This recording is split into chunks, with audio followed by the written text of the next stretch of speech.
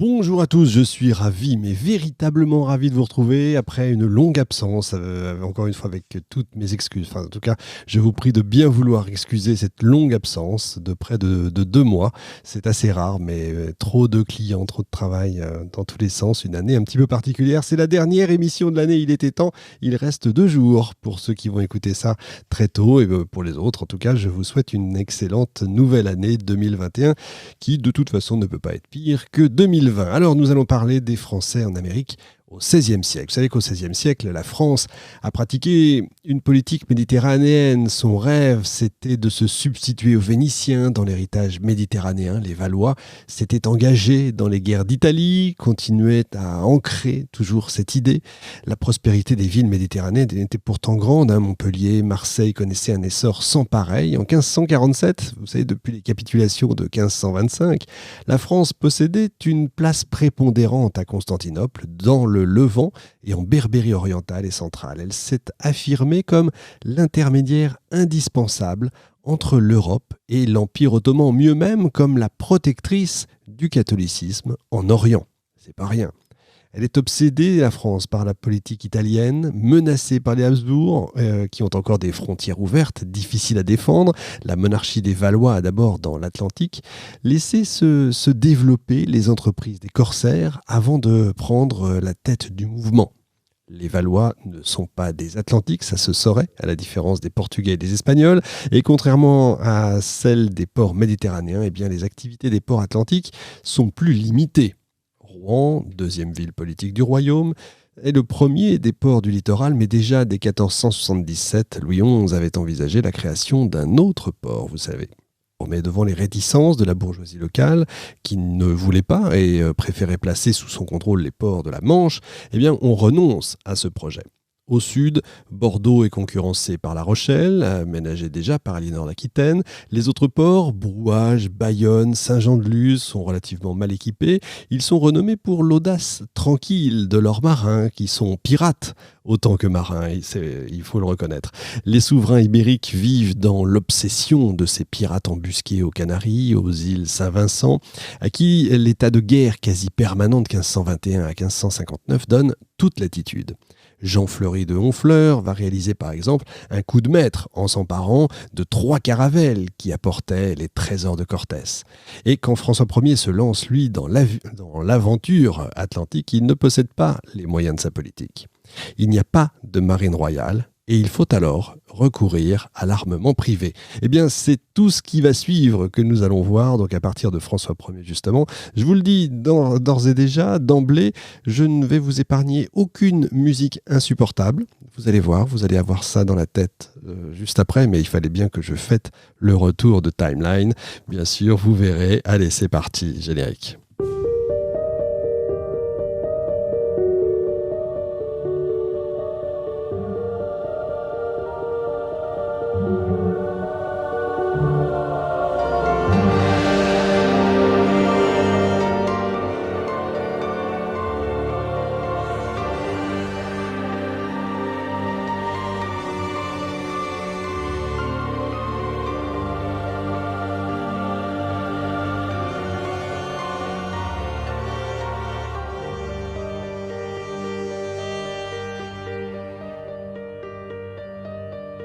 Timeline, Richard Fremder, Prem Cariou.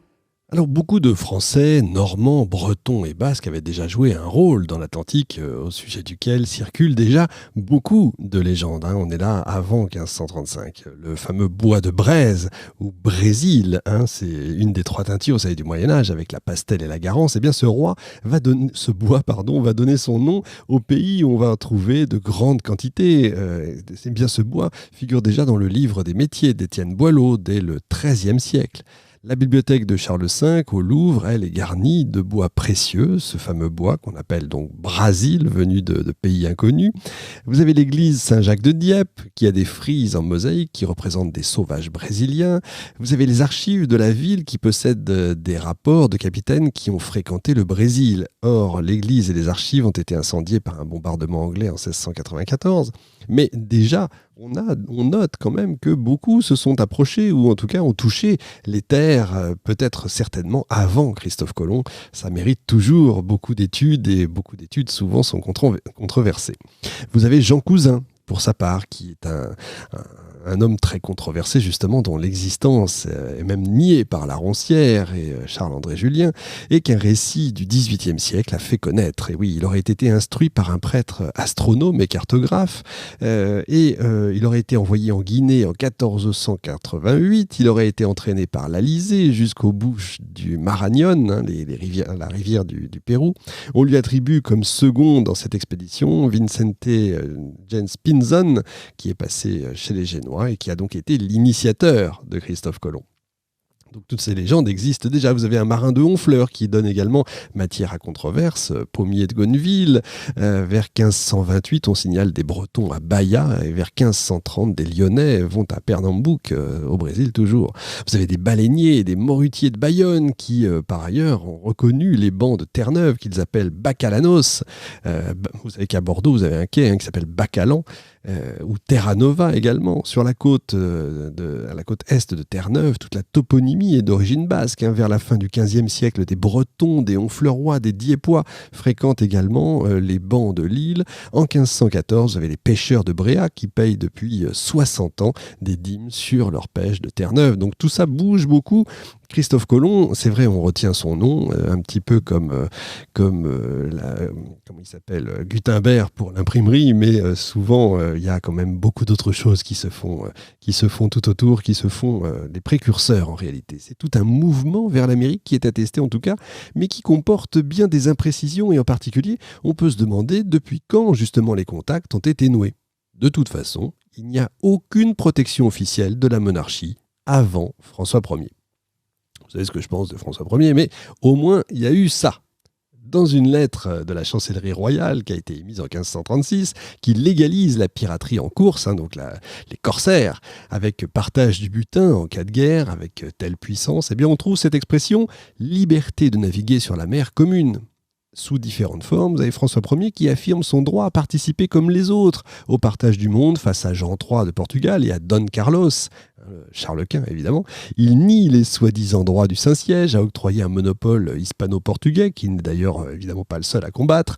Il dit « Le soleil luit pour moi comme pour les autres, et je voudrais voir le testament d'Adam pour savoir comment il a partagé le monde ». Voilà ce que proclame le roi très chrétien qui rejoint dans cette contestation le thomiste et le théologien espagnol Vitoria.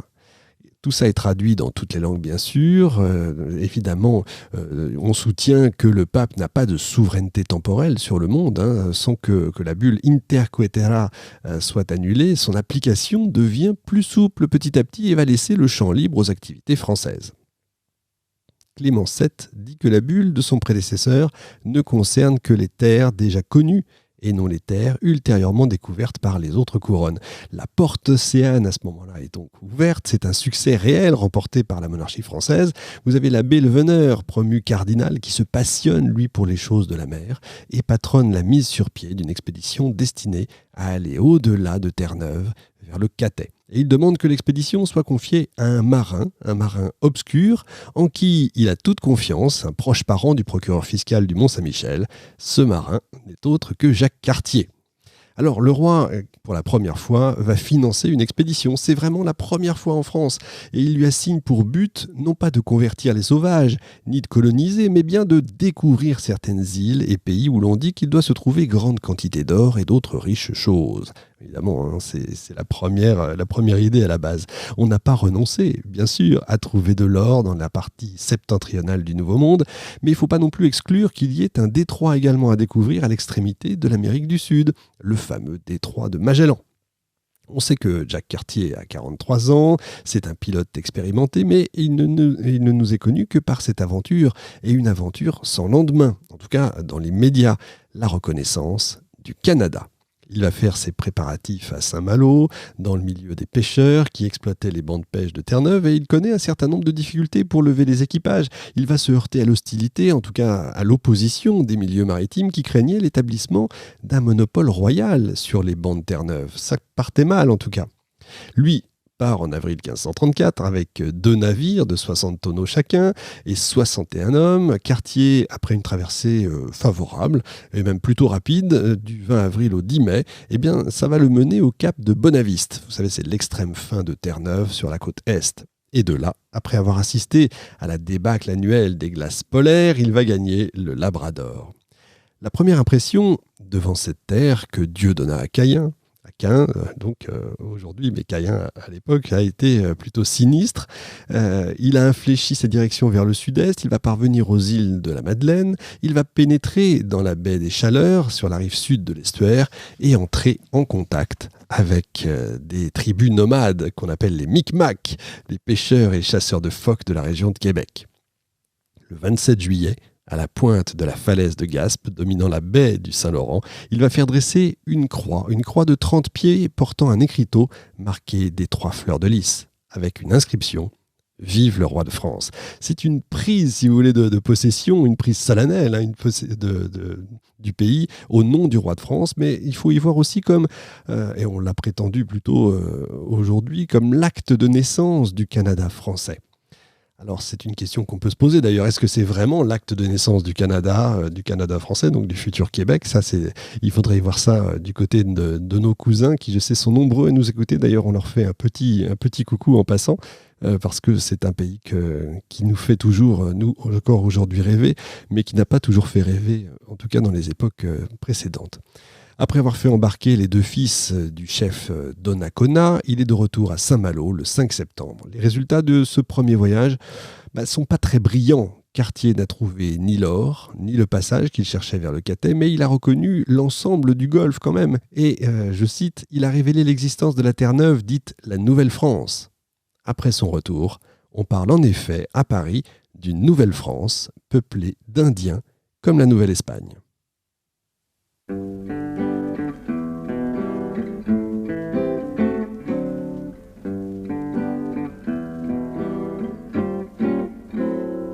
Ma cabane au Canada est blottie au fond des bois. On y voit des écureuils sur le seuil. Si la porte n'a pas de clé, c'est qu'il n'y a rien à voler sous le toit de ma cabane au Canada. Elle attend engourdie sous la neige, elle attend le retour du printemps. Ma cabane au Canada, c'est le seul bonheur. Je vous avais dit que je ne vous épargnerais aucune musique lamentable, donc voilà, ma cabane au Canada, ça commence très fort, je suis désolé déjà. Vous allez avoir ça dans la tête toute la journée, navré. Alors, mais vous savez, c'est pour fêter le retour un peu. Le bruit court, en tout cas, qu'à défaut d'or, les terres voisines de Terre-Neuve contiennent de grandes réserves de cuivre rouge, si bien que François Ier décide de lancer une nouvelle expédition, encore une fois confiée à Jacques Cartier, qui prend le départ en 1535. Vous avez 3 navires, la Grande Hermine, la Petite Hermine, l'Émerillon, qui transporte 112 hommes, je vous passe les tonneaux évidemment, 112 hommes, dont quelques indigènes, et les deux Indiens qui étaient déjà venus avec lui. Une traversée de 57 jours, donc beaucoup plus difficile déjà que la précédente, même si c'est la même saison. Et tout ça amène au début du printemps et l'expédition arrive dans la baie du Saint-Laurent où on perd tout espoir de trouver à ce moment-là le passage vers l'ouest, mais où on va retrouver le chef indien Donnacona sur le futur emplacement qui sera celui de Québec. Des indigènes guidant les Européens, vous voyez un peu l'image, on décide de remonter le fleuve sur le plus petit, l'Émerillon, et c'est à ce moment que surgit le nom de Canada, qui est emprunté au langage des populations qui sont là, les Hurons et les Iroquois. Cartier s'arrête à Hochelaga, dans l'île qu'il baptise Montréal, parce qu'un de ses compagnons, Pondrian, fils du seigneur de Montréal en Armagnac, trouve que le site ressemble à celui du château de son père. Et voilà comment la ville de Montréal va s'appeler comme ça. C'est assez amusant. J'aime bien ce genre de clin d'œil. Ils reçoivent un accueil enthousiasme de milliers d'Indiens, mais ils sont surpris par la dureté et la rigueur de l'hiver arctique. Et ils doivent s'arrêter. Le scorbut, évidemment, sévit, 25 morts. On déplore 25 morts à ce moment-là. Les indigènes algonquins deviennent hostiles parce que maintenant les Français font peur. Ils s'amusent à tirer le canon, donc vous imaginez un peu, c'est toujours très intelligent. Et on les regarde comme une race diabolique, même si vous avez des présents qui font tout ça pour amadouer les indigènes. Je ne vous épargne aucune image d'Épinal, mais c'est vrai, tout ça est réel. Et ils vont s'empresser, les Français, de repartir dès que le printemps arrive. Ils vont emmener avec eux Donnacona, et Jacques Cartier arrive à Saint-Malo le 6 mai 1536. Il rapportait pas mal également de renseignements sur la géographie du pays. Il avait reconnu les îles d'Anticosti, il avait reconnu Terre-Neuve, bien sûr tout Terre-Neuve. Il avait déterminé le cours du Saint-Laurent jusqu'aux rapides, ce qu'on appelle les rapides de la Chine. Il a confirmé la prise de possession de la région en élevant des forts, en dressant une deuxième croix, bien sûr, portant le nom du roi, mais toujours pas les richesses attendues.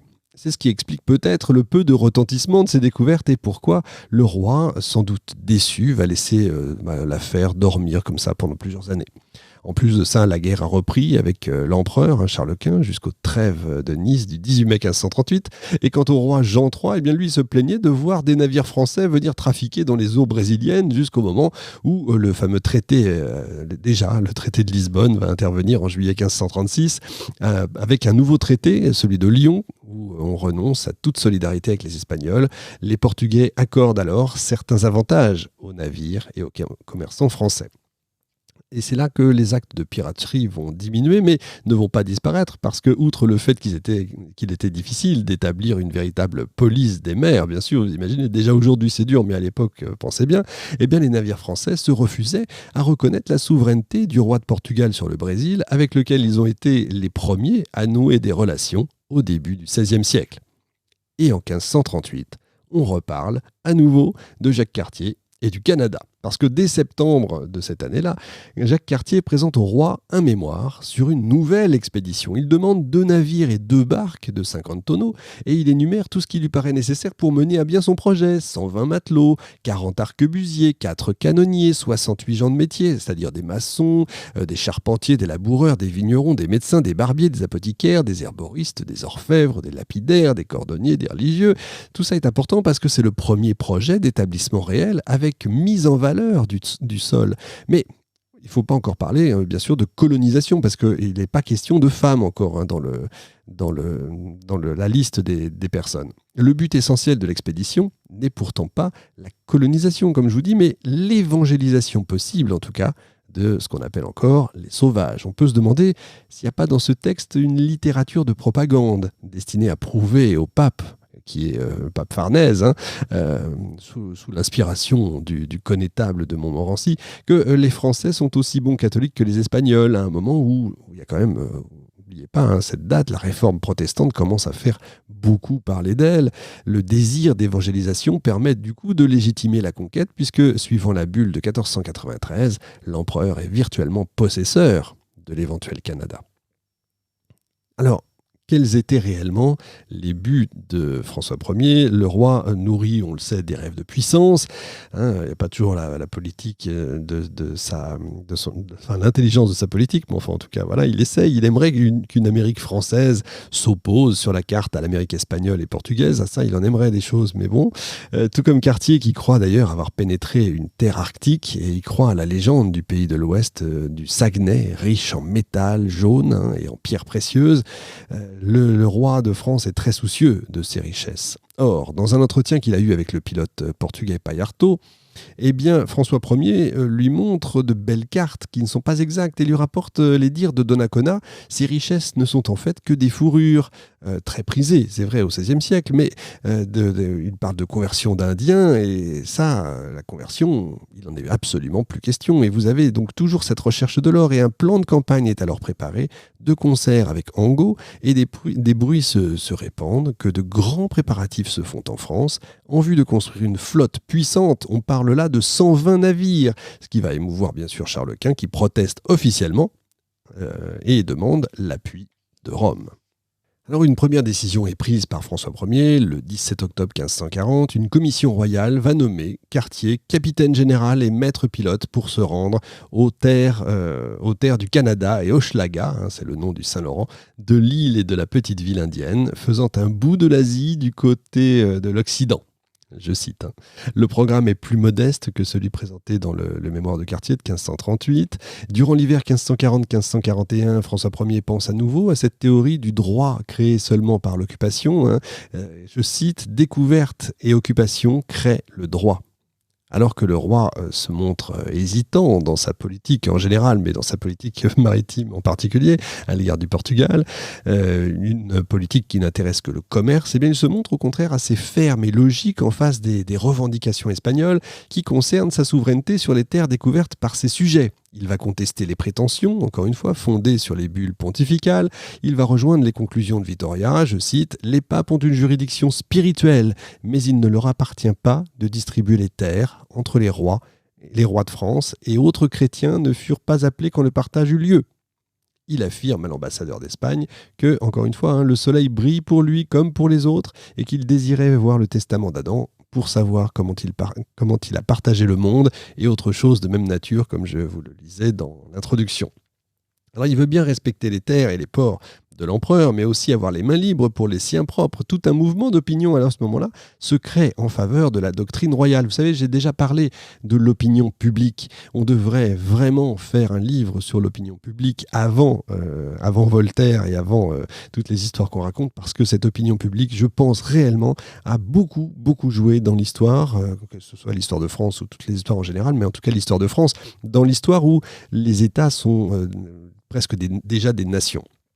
Les terres libres peuvent être librement occupées, l'occupation seule crée le droit. Donc, dès 1540, la doctrine de l'occupation effective devient la base de la colonisation moderne. Et comme il faut organiser ces nouvelles Indes, il faut donc associer au pilote Cartier un gouverneur gentilhomme, si bien que par lettre patente du 17 janvier 1541, Jean-François de la Roque, seigneur de Roberval, est nommé lieutenant général conducteur et capitaine de toute l'expédition. Alors, il n'est pas question du partage, encore une fois, d'attribution, parce que Jacques Cartier n'est même pas nommé dans ses lettres. C'est un sous-ordre réduit à un rôle de technicien de la marine. Roberval, lui, était un spécialiste de l'exploitation des mines avec pouvoir législatif et droit de haute justice. Donc, c'est pas neutre. Le choix de Roberval pourrait paraître surprenant et tous les historiens du Canada lui sont hostiles parce qu'il est huguenot. C'est un gentilhomme d'origine languedocienne qui est fixé à Vimeux. C'est un noble de cour très endetté qui espère comme ça se renflouer. C'est un viveur peu scrupuleux. Il n'est pas sans valeur parce que plus tard, sous Henri II, il sera tout simplement ingénieur des fortifications et des mines.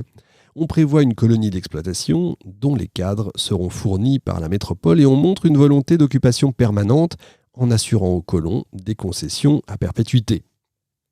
Dans les lettres patentes, il est dit « On édifiera villes, forts, temples et églises » et Roberval reçoit des droits régaliens. Outre le droit de haute justice dont je parlais tout à l'heure, il peut constituer des fiefs, des seigneuries. Quant au butin, il est partagé par tiers, un tiers au roi, un tiers à Roberval, c'est pas rien, et un tiers aux membres de l'expédition, ce qui implique l'idée d'une colonie d'exploitation. Vous voyez, le roi accorde une subvention énorme, 45 000 livres. Cartier, cette fois, a beaucoup de mal à recruter ses colons.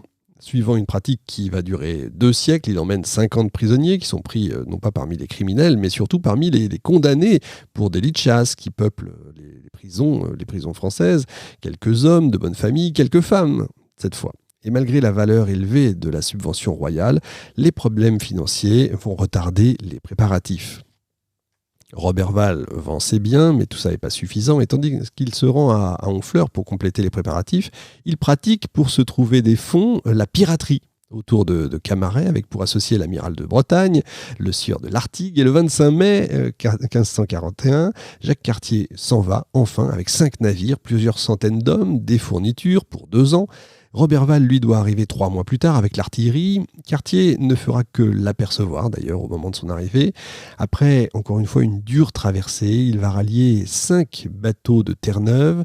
Il s'installe au mouillage de Sainte-Croix, dans l'estuaire du Saint-Laurent. Il établit un campement à 9000 en amont du futur site de Québec. Et inquiet toujours de ne pas voir arriver Roberval, on est déjà mi-juin, eh bien, il envoie 2 navires en France qui atteignent Saint-Malo le 3 octobre.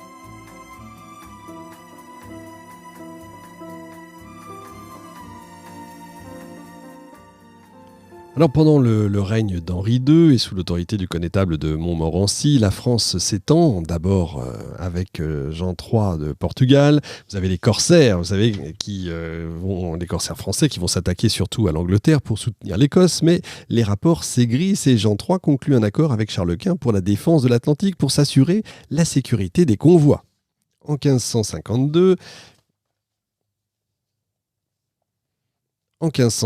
la guerre reprend entre la France et l'Empire. Les corsaires français pratiquent ce qu'on appelle la course dans la mer des Antilles. J'en ai déjà parlé dans l'émission sur les pirates, bien sûr. En 1552-1553, vous avez François Leclerc, qu'on appelle Jambe de Bois, qui pille méthodiquement les ports de Porto Rico et de Saint-Domingue. En 1554, il s'attaque à Cuba, méritant le nom de terreur des Antilles. En 1555, le huguenot Jacques de Sort attaque le plus riche des ports de Cuba, la Havane.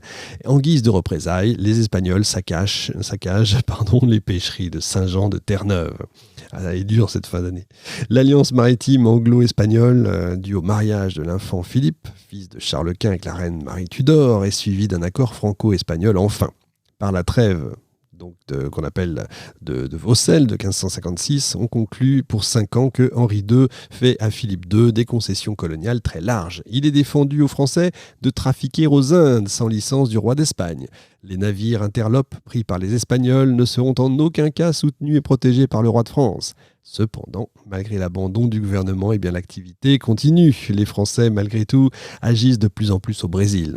Vous avez des jésuites portugais qui les accusent d'exciter les sauvages à, je cite, vivre impudiquement avec eux, de lancer ces derniers contre les postes portugais, d'être bien avec les potigaras du Rio Grande do Sul et de leur donner des noirs de Guinée à manger en troc contre du bois de teinture. En espagnol, le père Anchieta déclare qu'il ne manque aux Français rien sinon de manger de la chair humaine. Vous voyez un peu l'image qu'on a. Les Portugais constatent en se lamentant que le Rio San Francisco a à son estuaire de fortins, d'où les Français écument tout le littoral. Nous sommes donc des pillards, vous voyez, des corsaires et des pirates. Tous les témoignages concordent, des forts français à l'existence plus ou moins éphémère jalonnent la côte. La baie de Rio, le cap Frio, Espírito Santo, Paraíba, pardon pour l'accent. Le Brésil devient très vite la terre exotique la mieux connue des Normands et il va se créer très vite à son égard un véritable snobisme. Vous avez le 1er octobre 1550, lors de l'entrée solennelle de Henri II à Rouen, on montre au roi, je cite, un esbat américain avec 50 Indiens totalement nus et couronnés de plumes, amenés de Bahia, un village Tupinamba reconstitué au bord de Seine, et vous avez également un combat simulé avec flèches et saguets. On a ça dans le manuscrit sur velin orné de 10 miniatures composées par la joyeuse entrée d'Henri II à Rouen.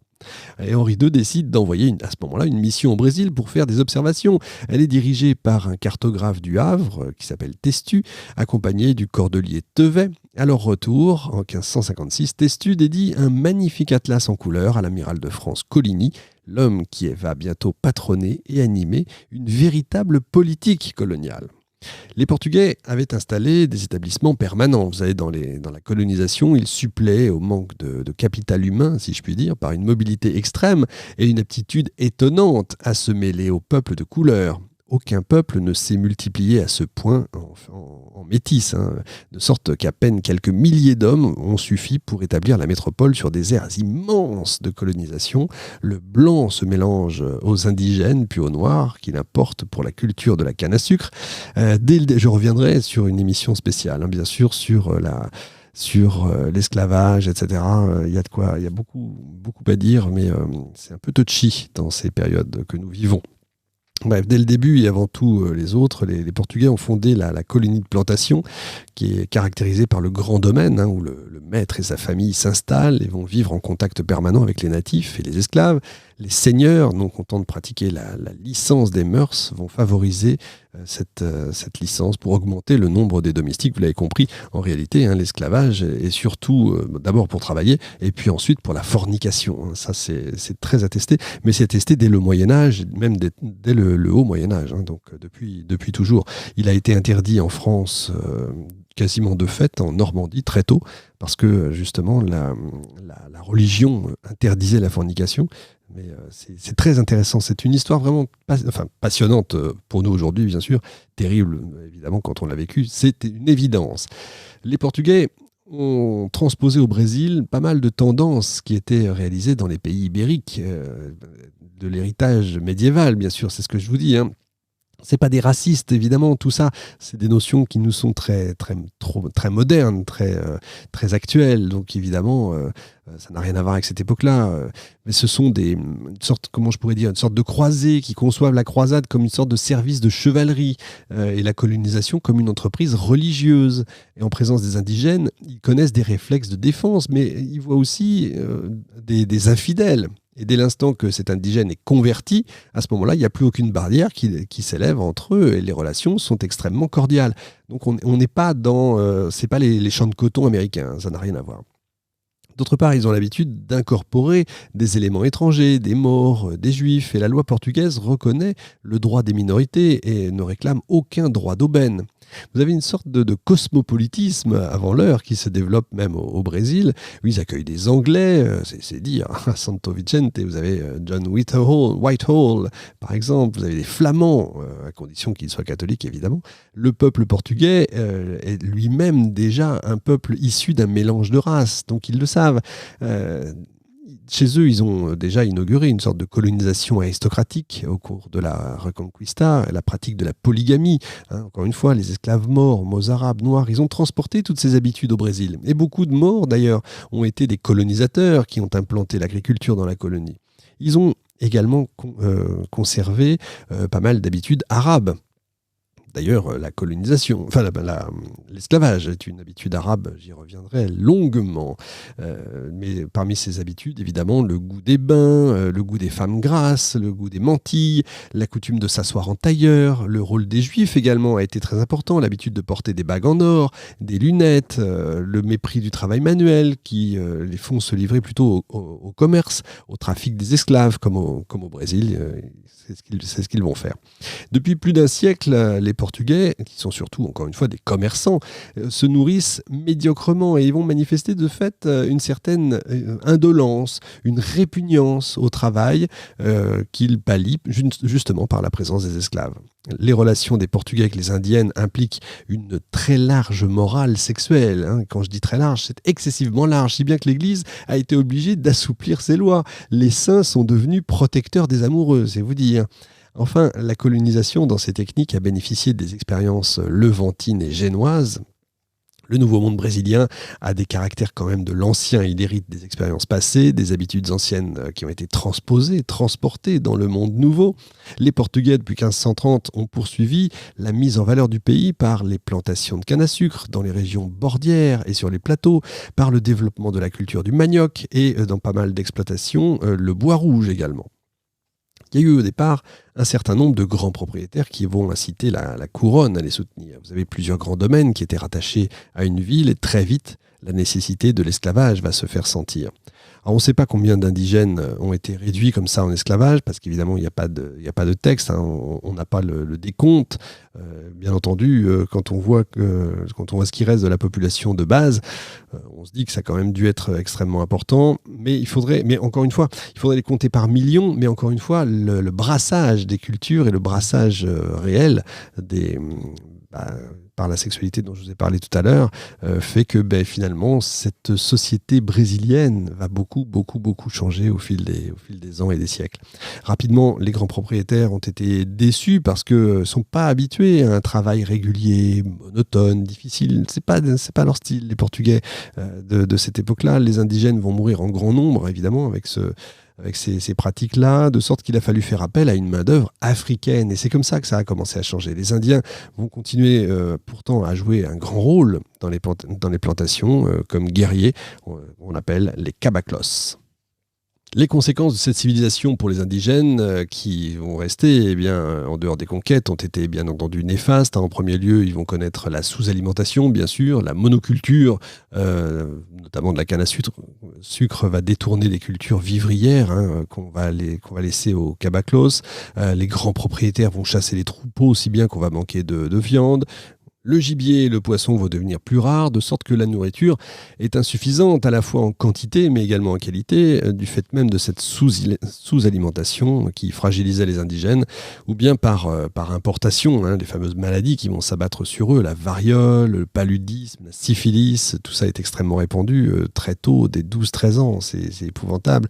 Les vêtements même qu'on va imposer aux indigènes qui avaient l'habitude de vivre nus, tout ça va aider à la propagation des épidémies, bien sûr, malheureusement. On compte plus les maladies pulmonaires, ils sont ravagés par les maladies, ils sont victimes d'un déséquilibre moral, psychologique, le nombre des Indiens va diminuer de façon flagrante, tout ça est épouvantable. L'hostilité, la méfiance vont finir par régner entre les divers groupes, les Européens et les indigènes. Le régime qui s'établit à ce moment-là est assez libéral en matière douanière et fiscale. Entre 1534 et 1544, la couronne va créer 12 capitaineries. D'ailleurs souvent confié à de grands propriétaires, mais finalement le roi va prendre en 1549 le gouvernement en main. Le premier gouverneur a été Tomé de Souza, qui va s'installer à Bahia. Il va développer la capitainerie de Pernambouc, le coton, à Saint-Vincent, la canne à sucre et les sucreries. Le deuxième a été Duarte da Costa, qui... pas très capable, va laisser le pouvoir aux jésuites qui vont avoir des initiatives assez audacieuses d'ailleurs. Le troisième, Mems Dessa, qui, pardon pour la prononciation, je le fais à la française, qui est très souvent, qui est très dévoué à la couronne. C'est un juriste, un érudit, très pieux, surnommé d'ailleurs l'Albuquerque du Brésil. Il va se créer tout ça très vite, à côté d'une colonisation aristocratique dominale, une bourgeoisie agricole et commerçante prête à défendre ses privilèges contre les attaques étrangères, mais aussi contre les empiètements de Lisbonne. L'œuvre des jésuites, à partir de 1549, a été décisive parce qu'elle va faire pencher la balance du côté des Portugais au détriment des Français. Ils vont débaucher un certain nombre de tribus qui restaient attachées aux Français. Ils vont en gros nous les piquer, pour être très clair. L'entreprise d'évangélisation a été soutenue par l'État portugais lui-même. Quand il reprend en main, c'est pas pour rire. Elle a été confiée au roi Jean III par le pape lui-même. Jean III a suivi en ça, qui sera suivi par ses successeurs, a eu un véritable sens profond de ses responsabilités. Les rois portugais ont toujours été très importants dans la conquête, on va dire, du Nouveau Monde. Il a eu donc ce sens profond. Les gouverneurs également ont activement aidé les jésuites dans leurs tâches, surtout Duarte da Costa dont j'ai parlé il y a un instant. Le Brésil a été érigé en diocèse en 1551 et les évêques comme Pedro de Leitão ont pris à cœur l'évangélisation et en général la collaboration a été plutôt bonne entre les évêques et les jésuites. Et en 1565, le Brésil devient une province de la Compagnie qui, en 1575, comptait 3 collèges et 5 résidences. Le clergé séculier, quant à lui, s'est montré dans l'ensemble très insuffisant, à quelques exceptions près. Par contre, les jésuites ont toujours été trop peu nombreux. Je ne vous les compte pas, mais au XVIIIe siècle, ils ne seront que 200. C'est tout ça pour vous dire. Les Indiens étaient difficiles à atteindre, évidemment, parce qu'ils étaient dispersés ou réunis en groupes très mobiles. Vous imaginez un peu l'étendue du pays, déjà pour aujourd'hui, donc imaginez encore une fois à l'époque. La langue était très mal connue, va se révéler insuffisante pour les besoins de la religion, bien sûr, parce que c'est pas une seule langue, c'est plusieurs. Vous avez toute une série de confusions se sont créées quand on va essayer de traduire la notion de Dieu. Par exemple, Dieu, esprit du tonnerre. On n'arrivait qu'à des approximations. On avait besoin alors de recourir à des interprètes qui sont pas très bien instruits et les connaisseurs de la langue restaient pas très nombreux. Par contre, le père José de Anchieta, qu'on appelle l'apôtre du Brésil, est célèbre lui par sa connaissance du Tupi-Guarani. Il va composer une grammaire, un catéchisme, il va créer un vocabulaire. À sa mort, il a transformé le Tupi en une véritable langue de civilisation. Il faut également compter avec l'instabilité des indigènes qui était très impressionnable. Si on n'avait pas de mal à leur faire abandonner le paganisme, ils retournaient à leurs croyances primitives avec autant de facilité. Dès qu'on avait le dos tourné, la présence constante de jésuites missionnaires était donc nécessaire, donc pas facile.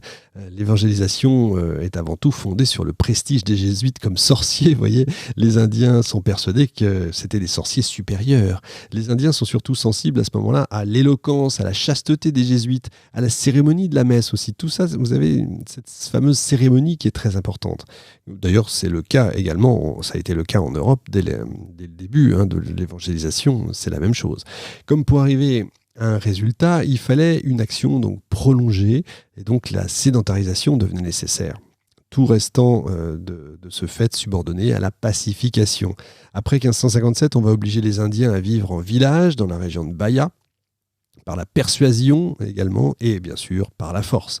Les villages vont s'organiser autour de l'église, de l'école, du cachot, du pilori. On calque exactement le monde européen sur ce nouveau monde. Les prêtres sont aidés dans leur action par les indigènes eux-mêmes d'ailleurs, les mérinos. Les chefs ou notables ont conservé leur pouvoir. On garde, bien sûr, on essaye de faire un mélange des deux, dont le rôle religieux bien sûr. Et en 1974, il y a eu des confréries qui ont des majordomes toupis. Donc vous voyez un peu, c'est en train de changer, de bouger lentement mais sûrement. Les jésuites enseignaient la lecture, l'écriture, le chant, ils pratiquaient la médecine, ils pratiquaient la forge évidemment. Le principal effort va se porter sur quoi ? Sur qui, à votre avis ? Eh bien sur les enfants. Depuis 1550, les jésuites mêlaient dans leurs écoles les petits toupis à des Portugais venus de la métropole directement. Les enfants rendaient d'ailleurs d'immenses services parce que les prêtres espéraient arriver à la fusion des races. Vous voyez ce que ça veut dire ? L'évangélisation repose aussi largement sur l'intérêt et la peur de l'enfer, si bien que les prêtres ont été amenés à développer la somptuosité des offices, encore une fois, à la fois pour frapper les esprits indiens, mais également pour meubler leur vie. Les cérémonies religieuses comportaient beaucoup de musique, de très nombreuses processions, des pièces liturgiques. Les jésuites ont voulu également une éducation religieuse très prolongée pour éviter les sacrilèges, pour éviter les rechutes. Il n'y a pas eu de baptême immédiat et en masse, mais plutôt un long catéchuménat qui était demandé, de même qu'un examen avant l'administration des sacrements. Les jésuites voulaient enfin une éducation religieuse très prolongée pour éviter les sacrilèges et les rechutes. Il n'y a pas eu de baptême immédiat et en masse, mais au contraire un long catéchuménat qui était demandé, de même qu'un examen avant l'administration des sacrements. Les jésuites admettent assez vite les Indiens à la communion, mais en prenant toujours beaucoup de précautions. En 1574, on les autorise à communier 4 fois par an, quand même. À la fin du XVIe siècle, on avance le chiffre de 100 000 Indiens convertis. C'est donc une réussite partielle, mais les résultats sont fragiles. Il n'y a pas d'Indiens élevés à la prêtrise, aucun clergé indigène, le problème du célibat peut-être. Les Indiens sont inconstants, dit-on. Souvent, des tribus s'enfoncent brusquement dans le Certao. En plus, il faut noter un certain désespoir parce qu'ils ne comprennent pas une éducation trop rationnelle. Le catholicisme se heurte d'autre part à la résistance des sorciers qui excitent les Indiens contre les prêtres et au mauvais exemple des Portugais, évidemment le concubinage, etc., qui n'est pas en liaison et en lien avec les Écritures.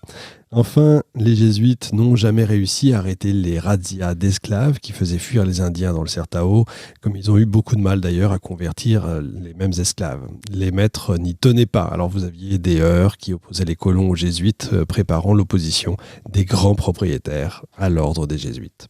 Les Portugais, dans leur action, vont se heurter à la résistance des tribus indigènes qui en étaient au stade du néolithique quand même et qui tenaient le pays, et en particulier sur le littoral, à la grande famille linguistique des Tupi-Guarani, issus de la région des Tapajos. Les tribus qui se déplaçaient par rondes successives et qui influaient les unes sur les autres étaient toujours en mouvement à l'arrivée des Portugais. Sur le littoral étaient installés les Tupinambas, des tribus belliqueuses, toujours en guerre, surtout pour des raisons religieuses, l'homme devenant ce qu'il mangeait.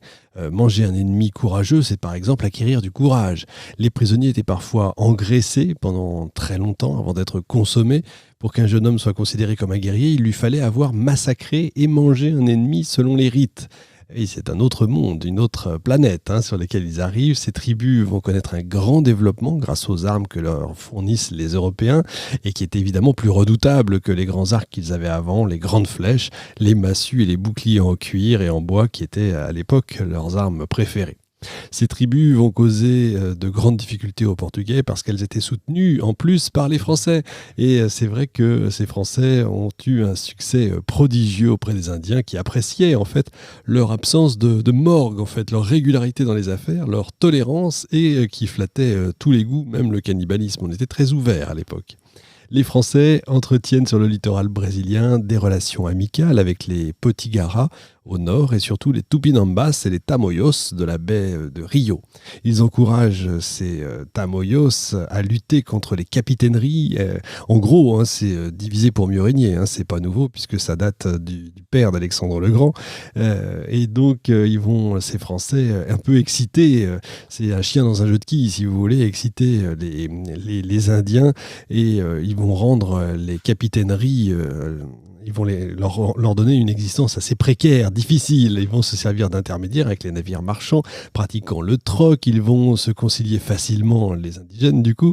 Et après, auprès de pas mal d'entre eux, la seule qualité des Français sert de sauf-conduit. Les marins débarqués au cours de quelques expéditions commerciales s'étaient mariés avec des indiennes.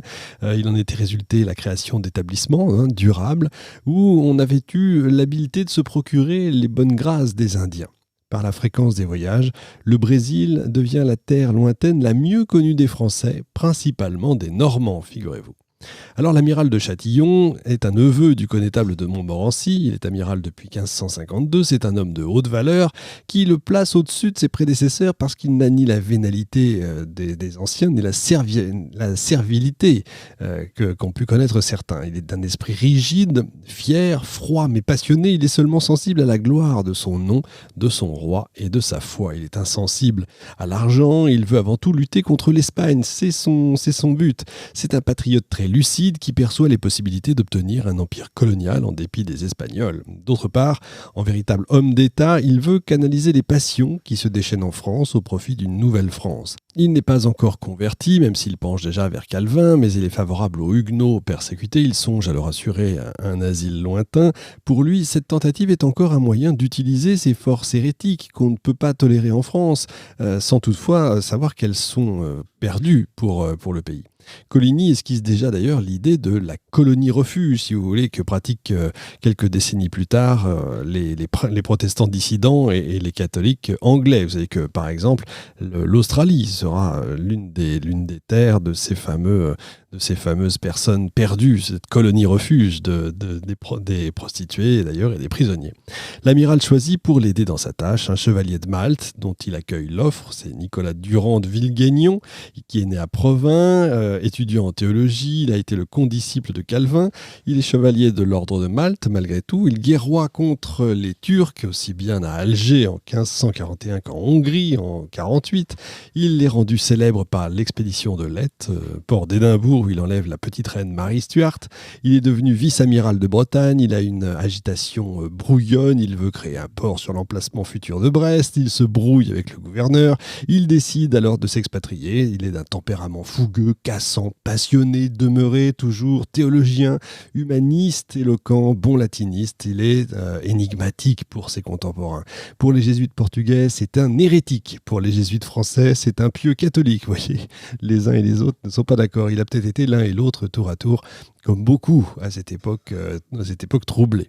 D'emblée, Coligny n'envisage pas une colonie purement huguenote, terre refuge pour les calvinistes. Il s'y mêlerait au début, tout en moins pour lui, des catholiques. Et puis les deux cultes se pratiqueraient en pleine liberté. Si vous voulez, c'est l'idée d'une colonie calviniste homogène qui ne doit lui venir que vers 1560, au temps des guerres civiles. En fait, il voudrait peut-être un monde, le monde parfait, en fait, qu'il aimerait. Villegaignon emporte aussi dans le secret de son âme l'ambition de donner au roi de France ces fameuses mines fabuleuses, ces vastes forêts dont on parle depuis toujours, depuis longtemps.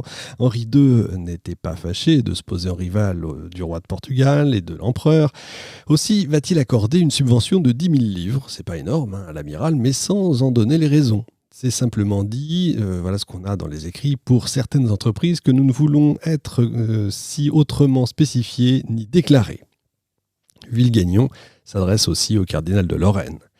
Il obtient 2 navires, mais il va recruter avec peine son personnel, quelques protestants, quelques catholiques, dont le cordelier Thévet.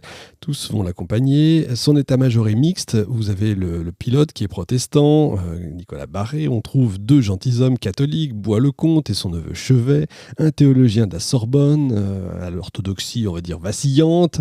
La troupe, malgré la propagande officielle, est très médiocre. Des aventuriers, des dévoyés. Tout ce petit monde-là va va s'en aller le 12 juillet 1555 depuis le port du Havre avec 5 navires, 600 colons quand même environ.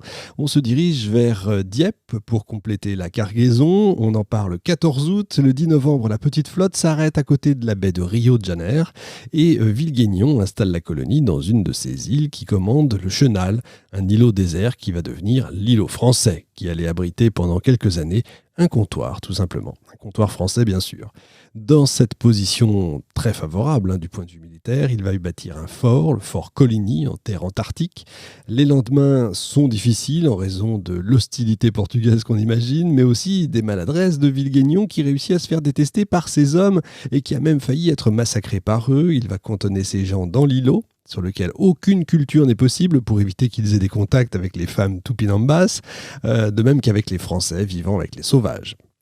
Est-ce qu'il faut voir dans cette attitude un vieux rêve d'idéal monastique ? C'est une vraie question qu'on peut se poser. Villeguignon rêve peut-être d'une nouvelle halte. Il maintient dans une stricte discipline, interdit les contacts avec la terre ferme, si bien que ses exigences vont lui aliéner les Tamoyos et les Européens.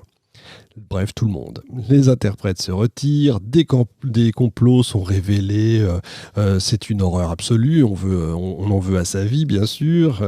Les Écossais qui forment sa garde sont sur le point de se révolter, il fait régner la terreur dans la colonie, des désertions se produisent, le fort est complètement isolé, il végète.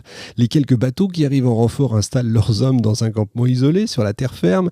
Henryville, c'est donc le nom de l'endroit où s'assemblent les nouveaux venus et les transfuges de Fort Coligny. Il va manquer malheureusement à cette colonie des éléments honnêtes, des éléments stables nécessaires pour une occupation effective et pour la mise en valeur du lieu.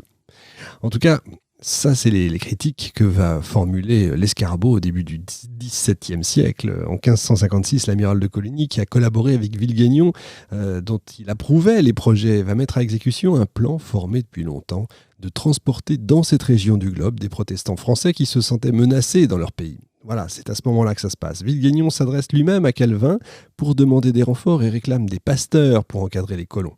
Villeguignon va nier plus tard cet appel, mais il est certain qu'il a remercié Calvin pour l'arrivée d'une troupe escortée de 2 pasteurs. Ça, on a ce texte-là.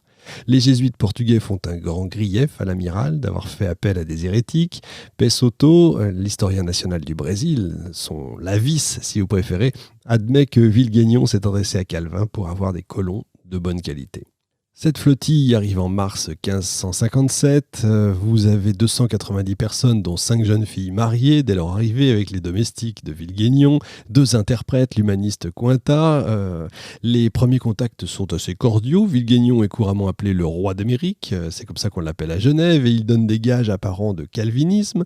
Il trouve un appui dans ce renfort pour lutter contre le relâchement des mœurs qui sévit parmi ses compagnons. La colonie, qui déjà été protestante pour un bon tiers, ne va pas tarder à être presque entièrement composé de huguenots. Mais les disputes religieuses ne vont pas s'arrêter là. Vous avez des controverses qui vont arriver, notamment à propos de la Seine. Ils vont même en arriver à en venir aux mains. Les défections même se multiplient. Il y en a qui s'en vont. Les Genevois partent fonder un petit village au bord de la baie, la Briguetterie. Ils se lient avec des sauvages, les prêchants sans grand résultat d'ailleurs. Ils vont finir par repartir et arriver après 20 semaines de navigation en Bretagne. Villeguignon, revenu lui à l'orthodoxie, va faire noyer les hérétiques, c'est charmant. Chartier a dû partir à Genève demander l'arbitrage de Calvin. C'est la surprise à Genève, et en France d'ailleurs, où les premiers rapports de Villeguignon avaient produit un excellent effet. En France, l'élan est vite brisé parce que les troubles y sont bientôt connus. Coligny est prisonnier des Espagnols. À Genève, Calvin, qui a d'abord pris Chartier pour un fou, doit se rendre à l'évidence et s'incliner au retour des autres Genevois devant leurs témoignages. Désormais, il considère Villeguignon comme un traître. À son tour, Villeguignon décide de regagner la France pour se justifier auprès de Montmorency du soupçon d'hérésie. Il va abandonner une œuvre à peine amorcée. À son arrivée en décembre 1559 à la cour de François II, il distribue 50 sauvages, se met au service des Guises triomphants, et jusqu'à sa mort en 71, il va déployer son zèle pour le catholicisme. C'est pas ce qu'il veut, cet homme-là. Chez lui, on ne trouve pas de traces du désir d'installer une colonie agricole ou commerçante. Il a simplement conçu son rôle comme celui d'un chef militaire, appelé à dominer le pays par les armes. Il a seulement installé une garnison qui gardait l'entrée du pays pour pouvoir pénétrer librement dans l'intérieur des terres et pratiquer la recherche de l'or. C'est tout ça qui finalement les intéressait. Par contre, avec les Indiens, il a entretenu plutôt de bons rapports et l'entente franco-tupinamba est redoutée par les Portugais. Je le disais tout à l'heure, en particulier de Mems de Sa, qui écrit que Vilguignon est libéral à l'extrême, très redouté et respecté des indigènes. Néanmoins, il ne s'est pas estimé battu. Il envisage une nouvelle expédition pour laquelle il obtient l'appui des jésuites français, qui sont ses protecteurs, c'est incroyable, avec la caution du cardinal de Lorraine. Il souhaite fonder une colonie des catholiques. Un docteur en Sorbonne va même l'aider à faire au père jésuite Liétard un tableau idyllique de son établissement passé. Et ce dernier va adresser à Rome un rapport, pour dire que tout va bien, qu'effectivement il faut l'aider. Une lutte d'influence s'engage alors entre les jésuites français et les jésuites portugais qui dénoncent la fameuse île aux Français comme un repère de brigands et d'hérétiques. Le père de Miguel de Torres, provincial du Portugal, et le père Nobrega voient dans le Fort Coligny un endroit dangereux, au temporel comme spirituel. Tout ça, évidemment, n'est pas apte à donner des gages de sûreté. Les jésuites encouragent les Portugais à revendiquer leurs droits sur l'îlot français et finalement, en février 1560, sous la pression de Mems de Sa et de Nobrega, accompagnés d'un contingent d'indigènes et de métis, les 74 Français associés à des Tamayos qui défendaient le fort, manquant d'eau et de poudre, vont capituler. La forteresse est rasée, l'emplacement est donné aux jésuites. L'ambassadeur du Portugal à Paris va justifier l'entreprise par le désir d'extirper l'hérésie, parce que selon les rapports portugais, on n'aurait trouvé dans le fort ni crucifix ni images pieuses, mais au contraire des livres hérétiques. Les protestations des Français sont surtout diplomatiques parce que le royaume est depuis 1559, j'ai déjà eu l'occasion d'en parler, aux prises avec quoi ? Tout simplement la guerre civile, les guerres de religion, les luttes religieuses l'emportent évidemment sur les luttes entre l'Espagne et le Portugal. D'ailleurs, ils ont d'autres chats à fouetter. Le traité de Cateau-Cambrésis a été signé.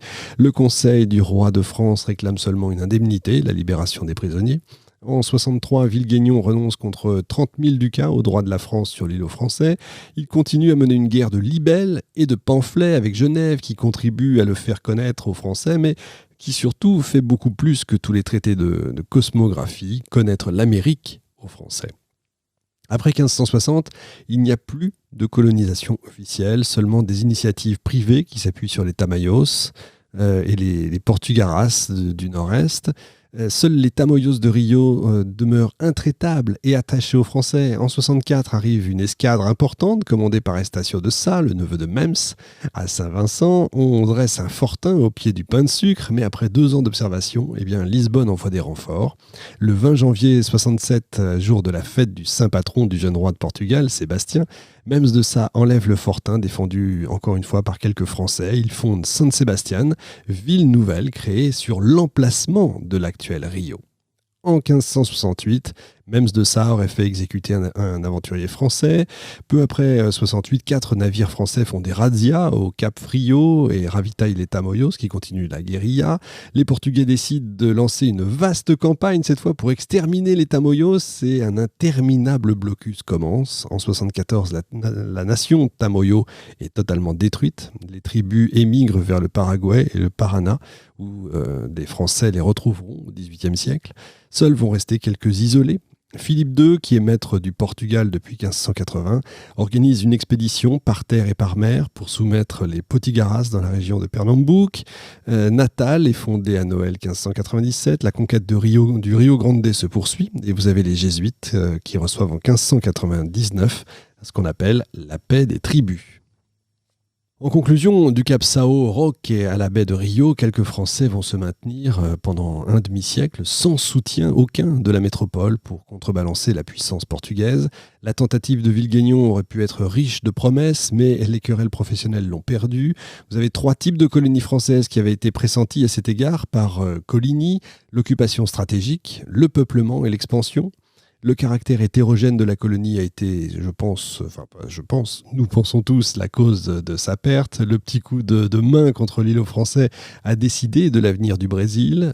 Cependant, l'île où aborda Vilguignon en 1555 s'appelle toujours Ilha de Vilguignon et les habitants de Rio de Janeiro mettent l'amiral au rang des fondateurs de leur ville, figurez-vous. Pour terminer, nous devons maintenant aborder une autre région.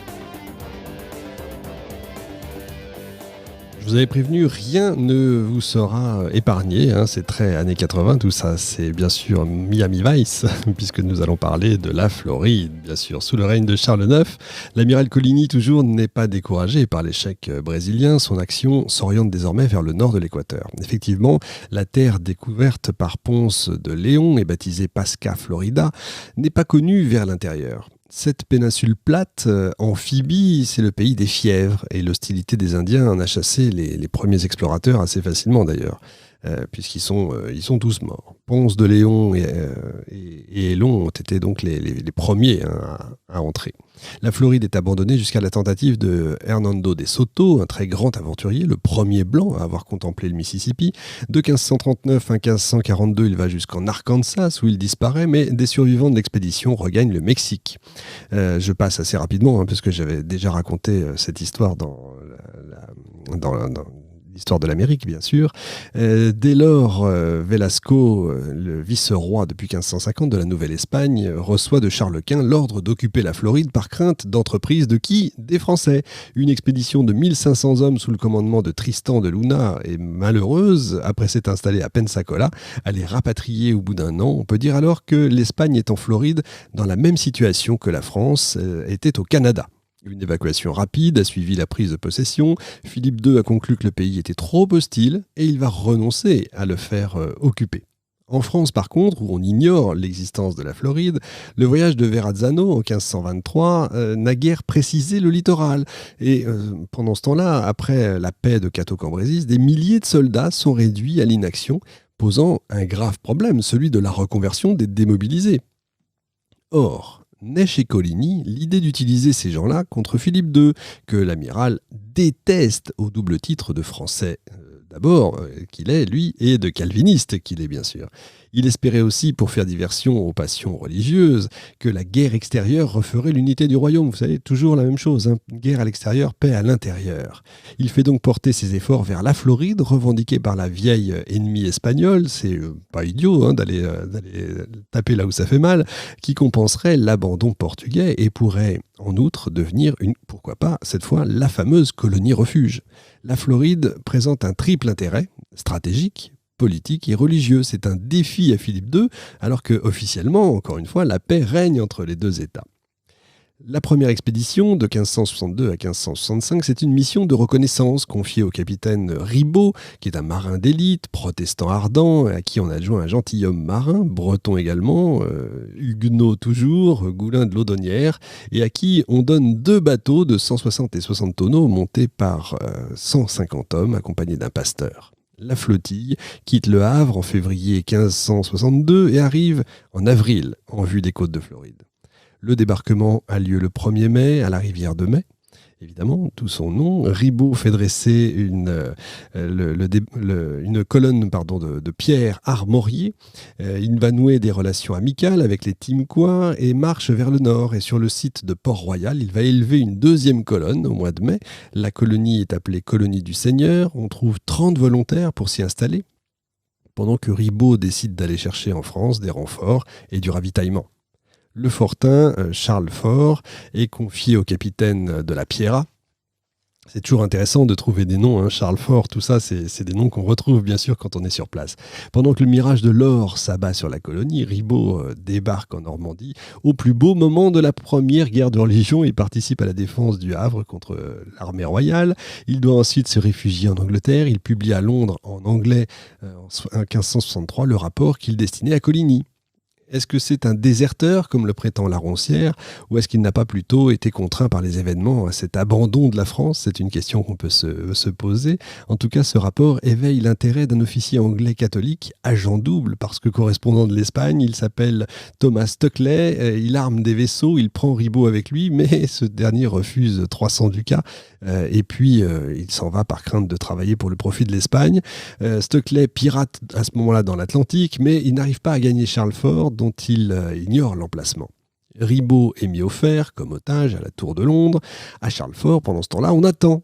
L'indiscipline donc règne, la famine aussi, c'est ça qui est incroyable, on n'avait pas prévu à manger, on n'est pas capable de se ravitailler sur place, les rapports avec les Indiens s'aigrissent, une mutinerie éclate contre la Pierra qui meurt, un nouveau chef est élu, Nicolas Barré qui avait été au Brésil, je vous le rappelle, le pilote, c'est le fameux pilote de Villegaignon, vous savez, l'ordre est rétabli, les survivants construisent une pirogue et s'en vont. Et ils arrivent en Angleterre après avoir mangé l'un d'entre eux, et c'est ainsi qu'Élisabeth apprend la ruine de Charlesfort. Pendant ce temps, Philippe II a fait protester auprès de la Cour de France le rétablissement, l'établissement de Floride, évidemment, puisque l'idée c'est que la Floride appartient encore une fois à l'Espagne. Donc cet établissement qui a été fait, il le réclame, c'est donc à lui. En mai 1564, le gouverneur de Cuba est chargé de détruire les colonnes. Il ne retrouve pas la première. La deuxième est ramenée avec un Français resté chez les Indiens. Le fortin est littéralement détruit quand il le trouve. La deuxième expédition est en 1564. Elle est provoquée par Landonnière qui a renseigné Coligny.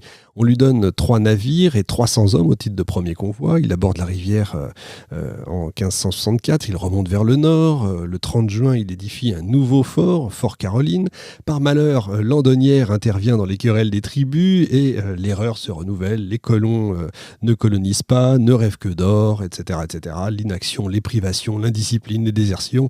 Les Espagnols apprennent également cet établissement, bien sûr, et de nouveau, tout ceci se termine mal, le fort est détruit, bien sûr. La troisième expédition date de 65.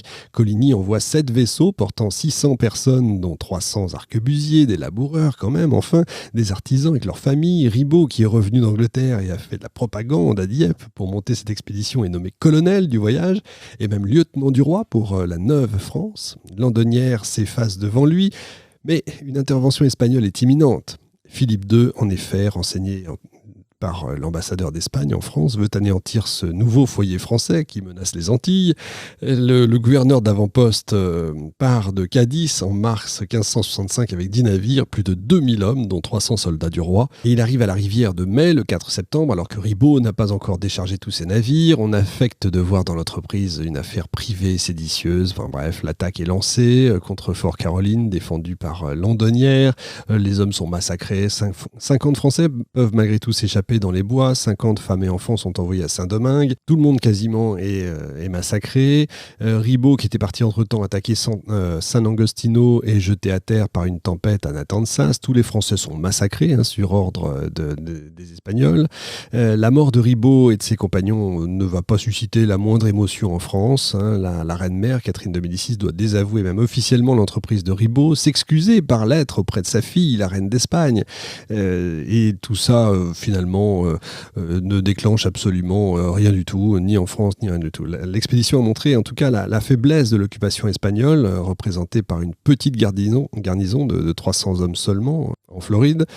Philippe II n'obtient rien du tout de la France en contrepartie, il n'insiste pas, mais sous les règnes de Charles IX et de Henri III, eh bien, on abandonne toute velléité d'entreprise au Nouveau Monde. Rien du tout ne va demeurer de tout ce que je viens de vous raconter, de toutes ces tentatives, aussi bien sur le plan matériel, économique que politique. Alors en conclusion, on peut constater que s'il n'y a eu aucune fondation réelle, aucune véritable colonie, en revanche, une tradition s'est créée qui pose des jalons pour l'avenir. L'opinion française s'intéresse moins, c'est vrai, aux terres à découvrir en Amérique qu'aux pays à épices et à métaux précieux déjà connus par les Espagnols et les Portugais. Par contre, le goût de l'exotisme renforcé par l'attrait du merveilleux, lié à un très fort courant de curiosité pour les pays lointains, se répand dans un large public. Le succès que connaît la publication de nombreux récits de voyage le montre bien. Voilà, c'était pour vous faire un petit coucou avant 2021 qui va être très chargé. Je vous fais, écoutez, je vous fais des gros becs, comme on dit, tiens, au Québec. Je vous embrasse toutes et tous. Merci vraiment du fond du cœur. Vous êtes de plus en plus nombreux à nous écouter. Ça nous fait vraiment chaud au cœur. C'est très agréable. Merci. Passez, écoutez, de bonnes fêtes de fin d'année. Bonne nouvelle année pour ceux qui écouteront en 2021.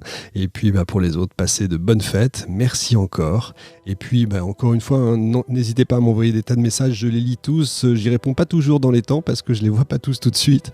Mais c'est vrai que j'ai eu énormément de travail ces derniers temps. Merci d'avoir été si patient. Vous êtes formidables.